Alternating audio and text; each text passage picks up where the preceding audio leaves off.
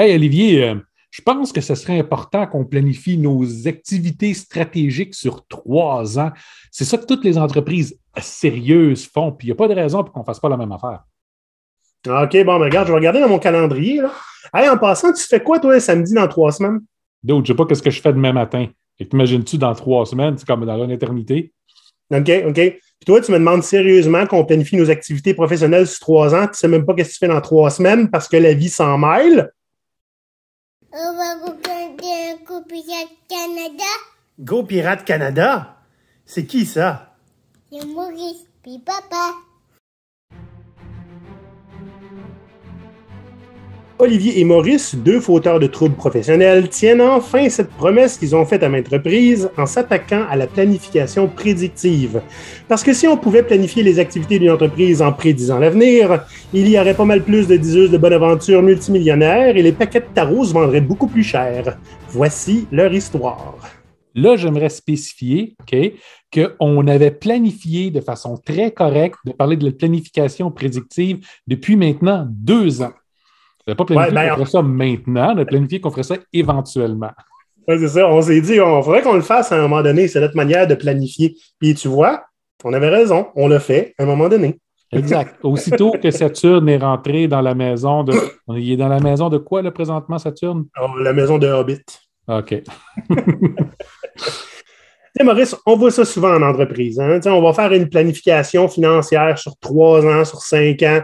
On va demander à un chargé de projet de nous dire combien de temps ça va prendre pour faire un travail hyper complexe par d'autres mondes. Hein? C'est pas lui qui va faire ça. Des fois, ils n'ont même pas encore été embauchés. Oui, c'est ça. L'équipe n'a pas été encore embauchée. C'est lui qui va être tenu responsable que tout soit fait à cette date-là. Hein? Qu'est-ce qu'on a développé comme réflexe pour se défendre contre ça, Maurice? Ben, faire x2 puis ajouter une marge de 100%. C'est ça. J'ai entendu les chargés de projet me dire ça. C'est simple, là. Je demande aux développeurs combien de temps ils pensent ça va prendre, puis je fais x2. C'est rendu là. Ben, c'est déjà pas si pire s'ils demandent aux développeurs. Oui, des fois, j'ai demandé à mon gestionnaire de produits, ça va me prendre combien de temps? Un gestionnaire de produits qui n'a pas encore ses équipes puis qui n'a jamais travaillé de façon technique fait 6 mois. Oui. Puis, tu sais, des fois, on demande à l'équipe pour voir si la date qu'on a reçue ou qu'on s'est fait imposer, elle va être correcte. Ouais. L'équipe dit, ben non, ça va prendre 3 fois plus de temps. Ah, ben, désolé, vous avez 3 fois moins de temps. Make it happen. Make it happen, ouais. Make it so, dirait Jean-Luc Picard. Essentiellement, en essayant de prédire l'avenir comme ça, puis de planifier le travail en conséquence d'une prédiction qu'on sort de n'importe où, on voue pas mal les gens et les équipes à l'échec en essayant de prédire. T'sais. Il y a d'autres moyens d'y arriver, puis c'est de ça qui va être question aujourd'hui. Fait attachez-vous, c'est quelque chose. Maurice. Olivier. En quoi c'est intéressant de devenir un membre, un pirate officiel? C'est intéressant parce que ça permet de faire partie d'une belle communauté de gens qui ont envie de faire changer des choses pour vrai. Pas juste en parler, mais agir.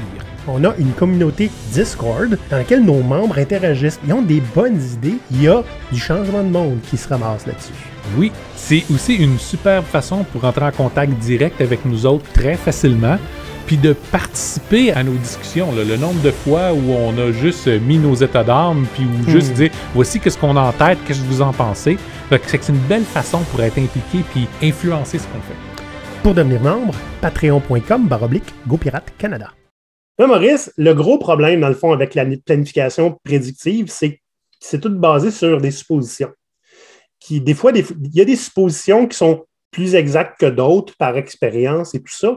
N'empêche que des suppositions vont être affectées par tout ce qui est complexe et changeant dans la vie. Fait que le résultat, c'est que sont rarement justes, à moins de se donner beaucoup trop de jeux, genre plus ou moins 3 ans sur un projet de 6 mois. Qu'est-ce qu'on fait avec ça? Quand on est dans un environnement qui est très, très, très, très, très, très stable, il n'y a pas de variable, tout va toujours être pareil, là, faire de la planification prédictive, c'est facile. Mais à partir du moment où on tombe dans un environnement qui est dynamique, puis un environnement qui est complexe, puis un environnement qui est VICA, hein? Là, on parle de volatile, incertain, complexe et ambigu.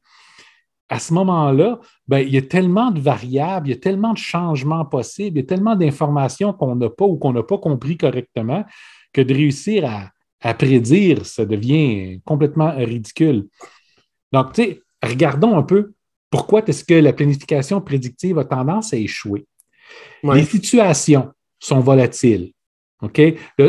Tout contexte est appelé à changer un jour ou l'autre. C'est juste une question de temps. Mais des fois, ces changements peuvent être brusques, voire même radicaux. Hein? Par exemple, tu vas avoir un changement de personnel, tu vas avoir un changement dans ton marché, changement de priorité, changement technologique, nouveau concurrent qui apparaît, on mange une pandémie par la tête. Soudainement, le travail à distance qui était complètement impossible partout devient la seule option que tout le monde a. Ça, on appelle ça quelque chose, un changement qui va être très dramatique, très violent. Donc, comme ça, c'est difficile à prévoir. Ou même si on prévoit qu'il y a des choses qui vont changer, si on ne sait pas exactement quoi, ben, c'est difficile de prédire en conséquence. Ben, c'est ça. T'sais, juste pour donner un exemple, là, nous, on avait prévu faire cet épisode-là chez vous. Là, on ne peut pas. Ça fait depuis avant Noël qu'on enregistre des vidéos de formation pour accompagner notre manuel pirate. Hein? On avait prévu de faire ça dans ton sous-sol. Maintenant, les choses ont changé. On va voir ce qui arrive. Mais tu sais, une chance qu'on n'a pas trop prévu. Maintenant, il y a aussi le fait que l'avenir est toujours incertain. Oui. Il va toujours nous manquer une partie de l'information sur certaines variables. Soit parce qu'on n'a pas pris la peine d'aller la chercher, mais plus souvent, soit on a oublié de la prendre en compte parce qu'on a déjà tellement de choses qu'il faut qu'on prenne en compte qu'à un moment donné, il y a une limite à ce qu'on est capable. Ou soit parce que carrément, cette information-là n'est pas disponible nulle part. Okay? Elle va se reposer sur un contexte qui n'existe pas encore. Donc, comme on travaille dans cette incertitude-là, on ne peut pas réussir à faire une prédiction qui va être juste quand on ne sait pas. C'est comme essayer de résoudre une équation d'algèbre avec une réponse qui est juste quand on ne connaît pas les variables. On ne parle aucune ou très peu. Il y a beaucoup de suppositions qui rentrent, puis ta réponse va habituellement être une réponse variable. Oui, mais là, Maurice, là, moi, mon client, il m'a demandé une date. Ben, c'est le fun. C'est le fun. Il dit, il n'a pas. L'idée, non, en fait, c'est que tu peux donner des dates. Tu peux donner des budgets. C'est juste que le temps, le budget, puis l'étendue du travail, tu ne peux pas avoir les trois fixes, à moins de connaître puis de maîtriser, d'avoir un contrôle sur toutes les variables. Puis comme ce n'est pas le cas, maintenant, au mieux, tu peux avoir deux de ces éléments-là qui sont fixes. C'est tout à fait faisable, puis on va le voir tantôt, de pouvoir donner une date puis de pouvoir donner un budget. Maintenant, ce que tu vas recevoir pour ça, on ne peut pas te garantir exactement qu'est-ce que ça va être. Ah ben moi, je veux que tu me le garantisses, sinon je vais chez le voisin. Ben, qu'il aille chez le voisin, puis le voisin va peut-être y mentir. Et voilà, c'est ça que je voulais que tu dises. Merci, Maurice. Maintenant, il y a un autre élément. Toute initiative est un système complexe de systèmes complexes. OK? Pratiquement peu importe le projet que vous allez faire, à moins que ce soit ridicule. Prenons un projet très complexe, faire à souper pour ma famille. OK? Ça peut sembler super simple, mais... Non, je sais que c'est compliqué. On est trois ici qui ont tous des goûts différents. Puis quand tu demandes à qui que ce soit qu'est-ce que tu veux pour manger, c'est « je sais pas ». Puis quand tu commences à faire des suggestions, c'est tout le temps de non. Ça devient rapidement quelque chose de très complexe. Puis là, on parle de faire à souper. Là. Fait qu'imaginez un projet de multimillions de dollars qui va avoir juste une toute petite équipe de 85 personnes réparties dans 3 continents différents. Oui, clairement. Donc, à cause de ça, dans la théorie des systèmes, on sait qu'un système comme un être humain peut jamais contrôler et prédire les résultats d'un système qui est plus complexe que lui. Fait que quand on parle d'un système complexe composé de systèmes complexes, bout de vierge que c'est plus complexe que juste une personne. Okay? Oui, la personne peut influencer ou initier le système. Okay? On peut peser sur le bouton ou la petite switch pour faire partir la machine, mais on ne sait jamais qu'est-ce que ça va donner à l'autre bout. Il y a tellement de variables qui rentrent en compte que le résultat, on peut dire, il dépend du hasard, même quand il ne dépend absolument pas du hasard parce que les systèmes sont bien engrainés un dans l'autre. Oui. C'est juste qu'il y en a tellement, puis tellement de choses imprévues qui peuvent arriver que le résultat va être ce que ça va donner. Des fois, ça prend juste un système qui dérape pour faire déraper toute la machine. Là. Exact. Dernier élément, c'est que l'information qu'on possède est souvent ambiguë, qu'on en soit conscient ou pas. Hein.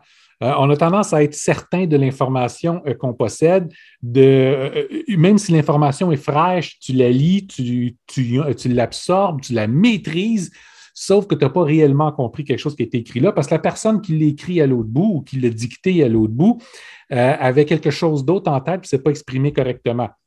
Le problème n'est pas sur toi, mais le problème est néanmoins que tu n'as pas eu la bonne interprétation de la situation. Donc, c'est toujours possible de mal interpréter des données ou d'autres informations en notre possession ou qu'il y a eu quelqu'un qui a eu une faute d'interprétation dans toute la chaîne qui nous l'a amené jusqu'à nous. Fait que, quand notre information est fausse, qu'on en soit conscient ou pas, ben, ça rend la prédiction presque impossible. Oui. Ben, c'est un petit peu pour ça, Maurice, là, avec tout ce qu'on vient de dire, qu'on parlait, on faisait des blagues de divination, hein, puis de diseuse de bonne aventure, puis de tarot dans l'introduction, parce que c'est ça que ça donne.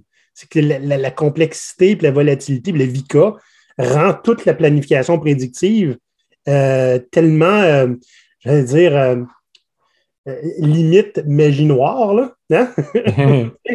C'est que ça tient plus de la divination que la planification. Puis tu sais, qu'est-ce qui m'épate à chaque fois? Ouais. C'est quand tu parles de ça avec les gens, ils vont tous te dire que c'est de la bullshit. Mais en même temps, il y a comme une espèce de mensonge collectif énorme basé sur des termes, puis des approches, puis des techniques d'estimation qui sont comme définies à l'extrême, OK, pour réussir à arriver avec des réponses, pour se donner une illusion que ce qu'on fait, ça fait du sens. Tu sais, Maurice, je me souviens, c'est le dernier Agile Tour où je suis allé. Il y avait eu une excellente présentation d'un agiliste, je ne sais pas si c'est français ou belge, qui racontait essentiellement qu'on se ment à soi-même, puis collectivement, à essayer d'estimer les affaires, puis tout planifier comme ça. Puis il avait fait, écoute, c'était un 30 minutes où il riait de tout le monde. Tout le monde était attaqué là-dedans, développeurs, chargés de projet, Scrum Master, toute la gang. Mais, je veux dire, je me bidonnais parce qu'il avait raison mur à mur. Et je suis allé avec 2 directeurs avec qui je travaillais. Et au dîner, j'ai demandé qu'est-ce que tu as pensé de sa conférence. Il dit, écoute, il m'a presque eu. Puis j'aurais embarqué si ce n'était pas que je me fais demander des dates à tous les jours.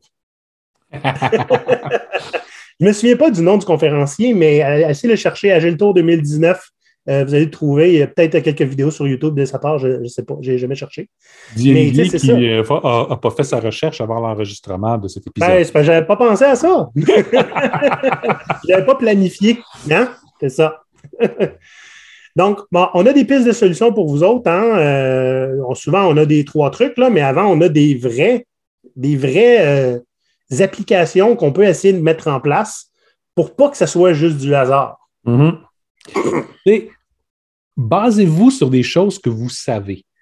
Donc, premièrement, déterminez l'importance, la priorité, puis l'impact estimé d'un projet porteur d'une initiative de votre organisation. C'est-à-dire que votre projet, qui est plutôt que de juste se limiter à comment ça va nous coûter à faire, demandez-vous, est-ce que c'est important pour nous? Dans quelle mesure c'est important pour notre business? Dans quelle mesure on s'attend à ce que ce projet-là nous rapporte, nous ramène quelque chose, le retour sur l'investissement? Votre budget devrait être basé sur ce retour sur l'investissement-là que vous voulez obtenir, que ce soit en argent, que ce soit en positionnement, que ce soit en amélioration de votre système, hein, juste éliminer ce qui ne va pas bien dans un système ou faire une grosse mise à jour. Puis quand on système, pas juste un système informatique, là, ça peut être dans la façon dont on livre nos pizzas, ça peut être dans la façon dont on manufacture nos bas. Oui. Peu importe ce que c'est. De mon expérience, Maurice, le retour sur l'investissement, ou bien c'est pas considéré du tout, et si ce l'est, il n'y a absolument rien de cette information-là qui se rend aux équipes qui font le travail. Zéro. Ben non. Mais ça veut dire que vous êtes encore capable, si vous y tenez, à déterminer vos budgets sur un rythme annuel. Ce n'est pas un problème. C'est juste que établissez le budget pas sur le coût estimé, mais sur le revenu estimé puis l'importance sur l'organisation.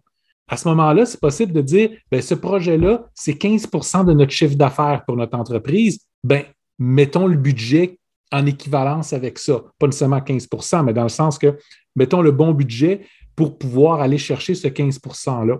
Est-ce qui veut dire qu'il peut y avoir des choses qu'on s'attend à voir avec ce budget-là, mais il ne va pas être rattaché à 1 pour 1 avec des activités à faire, hein, pas avec une livraison spécifique. Visez d'obtenir le maximum de valeur possible pour le budget que vous investissez. Maurice, un des arguments qu'on va attendre contre ce que tu viens de proposer, c'est parce qu'on ne sait pas là, si ça va marcher, cette affaire-là. Si tu ne sais pas si ça va marcher, c'est peut-être un problème. Fais une petite expérience contrôlée avant. C'est ça. D'où l'importance d'avoir une approche de livraison qui utilise des incréments. Hein, faire ça en petits morceaux. Oui. Et, là, il y a plein de manières de faire. Hein. Tous ceux qui travaillent en agile sont habitués d'en entendre parler. En ligne aussi, ça peut fonctionner. Ce n'est pas toujours comme ça, mais on peut le faire. L'idée est, prenez vos grandes initiatives, transformez-les en petites initiatives.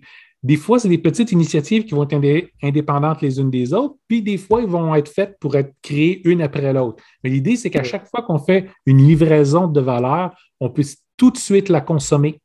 Puis quand on la consomme, à ce moment-là, on est en mesure de prendre les retours pour chaque livraison. Puis quand on parle de retour, on parle du feedback. Okay? Les gens qui l'utilisent, qu'est-ce qu'ils en pensent? Les gens qui calculent le retour sur l'investissement, qu'est-ce qu'ils en pensent? Donc, en prenant cette information-là dans un contexte réel, ça va nous permettre de pouvoir réajuster chacune de nos étapes. Puis là, je spécifie le contexte réel, le nombre de fois avec des organisations où j'ai demandé qu'est-ce que votre utilisateur en pense? Puis, on me donne une belle réponse, on me donne un document bien plein. Puis là, je regarde ça, puis je fais « Wow, vous avez un utilisateur vraiment qui interagit beaucoup. Est-ce que je peux y parler? » Ben oui, c'est Robert, là. Mais c'est parce que Robert, ce n'est pas un utilisateur. Là. Robert, c'est un des chefs de produits que vous avez. Oui, mais c'est le proxy utilisateur. Écoutez, la meilleure comparaison que je peux vous donner avec ça, okay, c'est que vous êtes 4 personnes qui allaient manger dans un restaurant.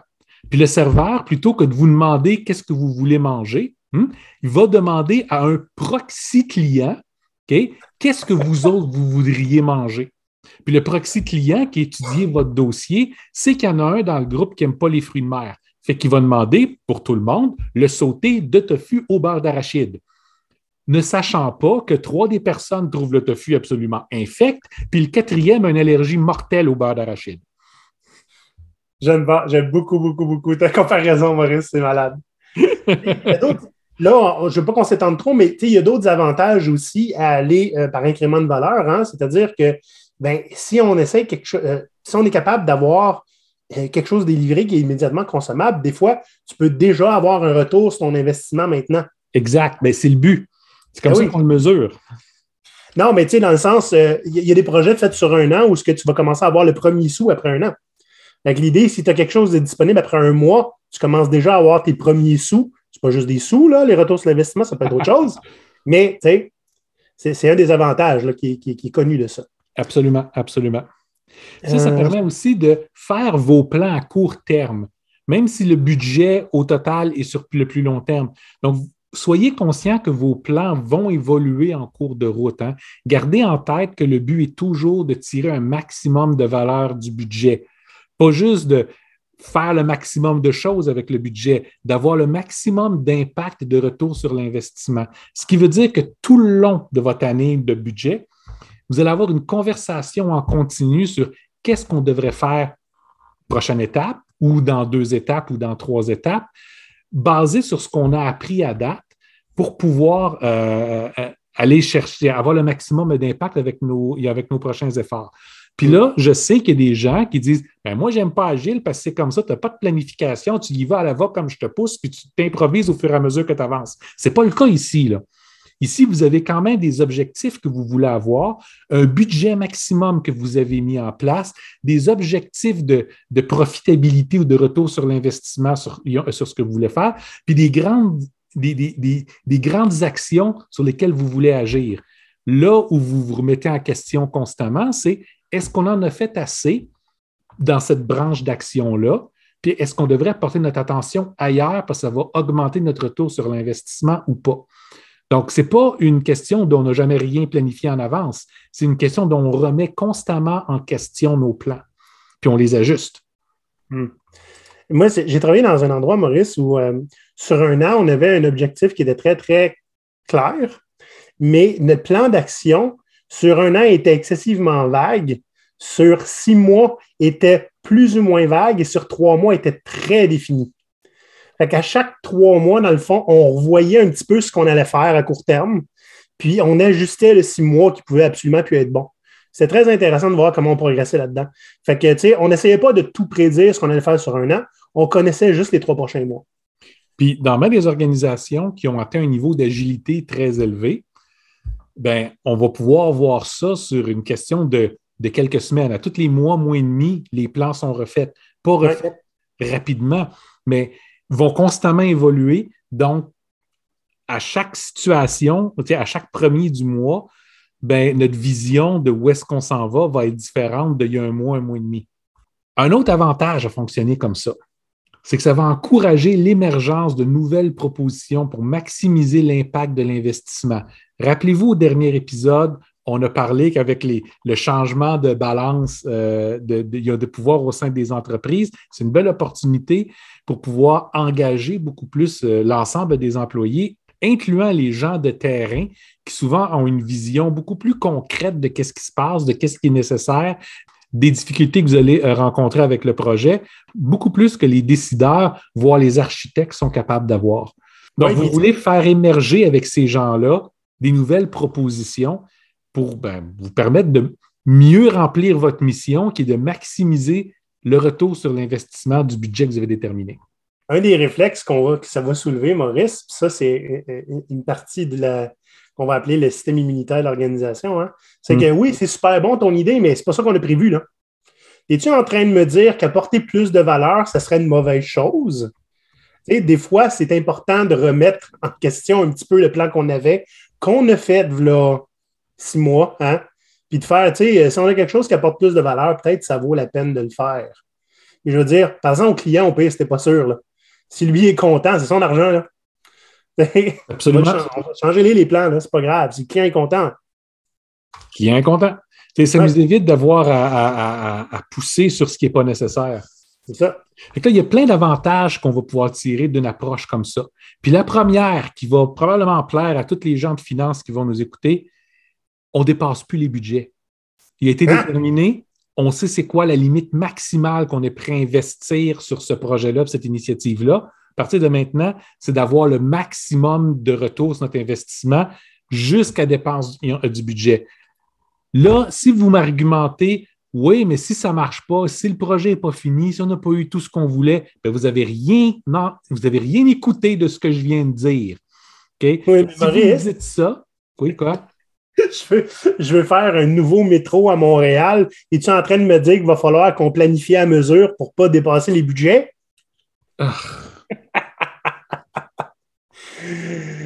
Tous les travaux de Montréal dépassent les budgets d'environ 400% à coût de milliards. La plupart des travaux de construction sont comme ça. Oui. Et c'est ça, c'est une des difficultés. Hein? Tu ne peux pas improviser et tu ne peux pas tant faire ça en agilité, les projets de construction. Mais ça dépend.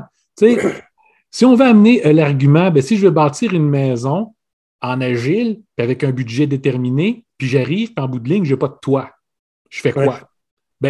L'idée est, c'est parce que ton projet n'a pas été bâti comme il faut. Il faut que tu l'imagines de, OK, on va faire un petit carré de maison là, ça va être fini, elle va être habitable là. Puis on va faire l'autre aile à côté, puis l'autre aile à côté, puis l'autre aile à côté. Tant c'est du waterfall. Ben, c'est ça. C'est ça. Ça, c'est la plus grosse. Comment? La maison n'était pas consommable. Ben, c'est ça.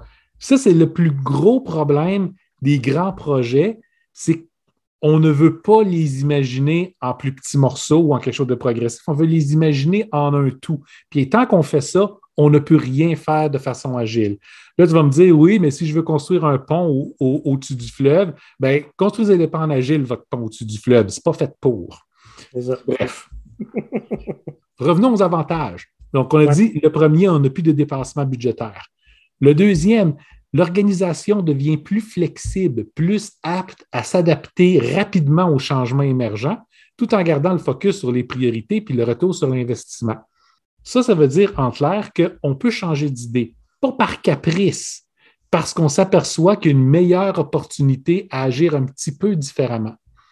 Okay? Donc, on révise nos priorités, on révise nos actions, puis on agit en conséquence pour ne pas tout simplement dire, ben là, le train est lancé, on va se rendre jusqu'à la prochaine gare avant de changer d'idée. Puis là, on a dépensé X nombre d'argent pour quelque chose qu'on va juste jeter au vidange parce qu'on ne l'utilisera pas. Oui. Tu faisais tantôt un parallèle avec l'épisode précédent. On va le ramener ici. Là. Plus on focus sur la valeur apportée plutôt que le plan à suivre, plus il y a des solutions qui vont émerger à travers l'organisation. Hein. Les gens vont être impliqués parce qu'à un moment donné, l'idée, c'est comment je peux apporter le plus possible de valeur pour le temps alloué que j'ai et le but que j'ai. Il faut faire marcher les ménages. On ne peut pas juste donner un plan puis faites-le. Là. Parce que là, tu viens de corrompre toute la patente. Il n'y a plus de leader et puis d'exécutant. Là. Ça prend toute la machine qui réfléchit. Ouais. Donc, il y a une plus grande contribution, une plus grande co-création qui se fait ici. Puis nécessairement, j'ose espérer que ça va créer plus d'ownership, mais j'ai déjà vu que ça des fois, ça ne marche pas.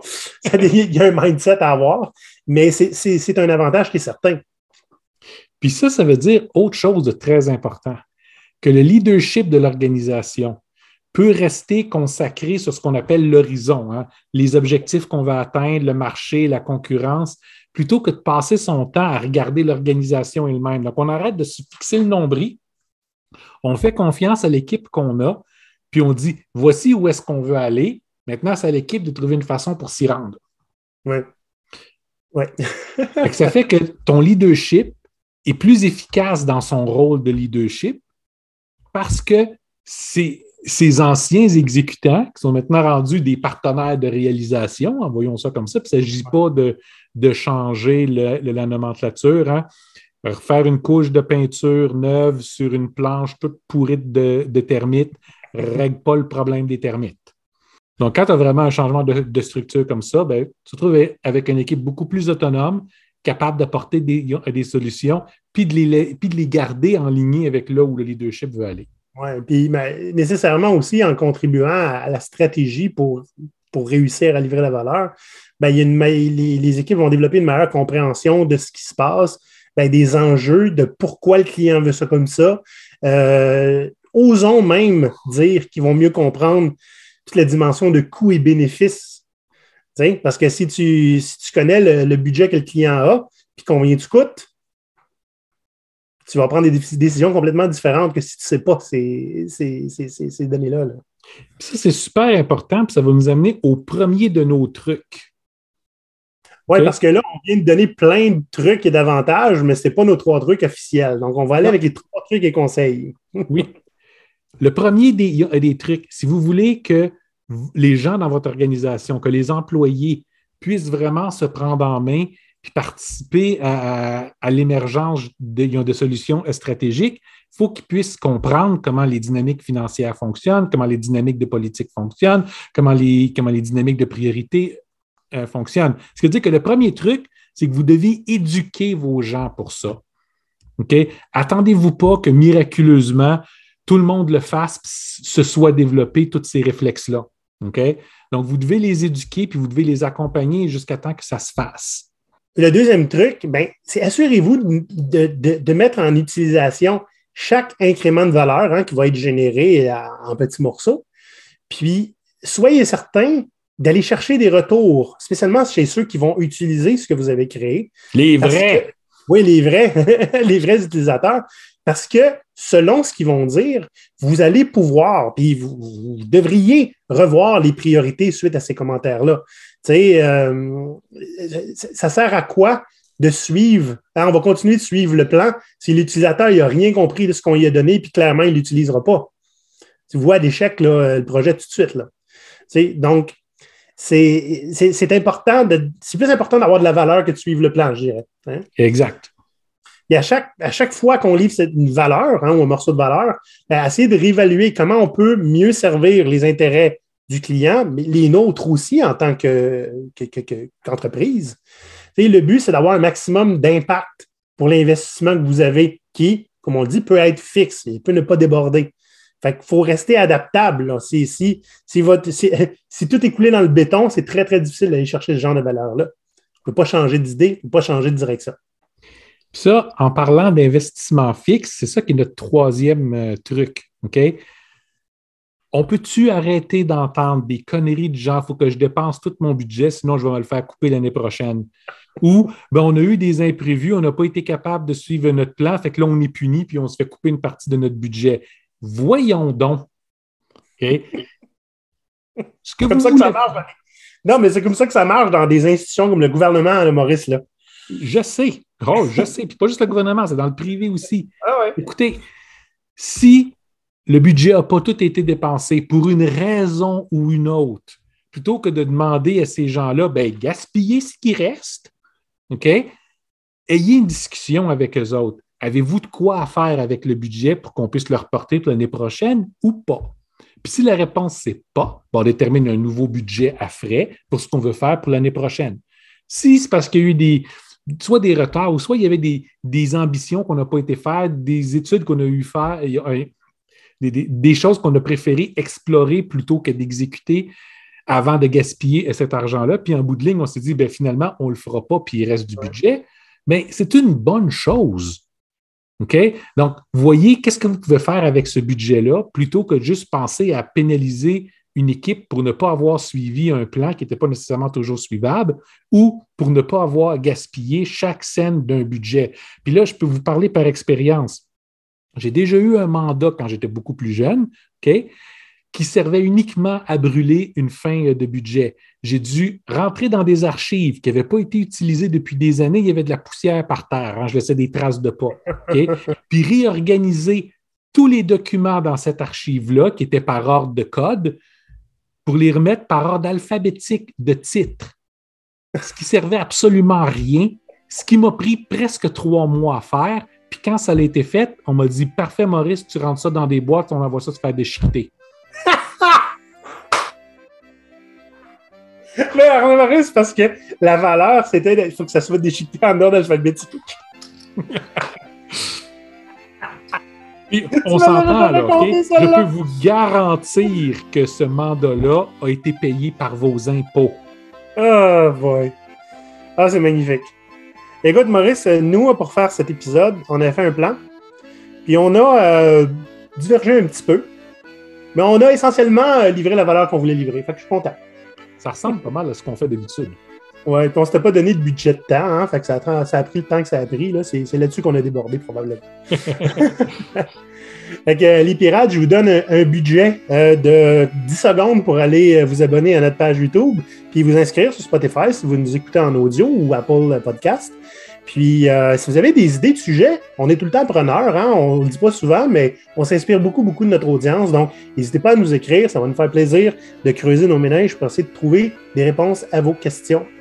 Donc, mes chers amis, bonne semaine, on se voit la semaine prochaine. Maurice, probablement encore partir de notre sous-sol, parce que au diable le micron. Eh oui, donc bonne semaine tout le monde. Bye bye. Salut à tous, bye bye. À l'abordage! À l'abordage! Ah!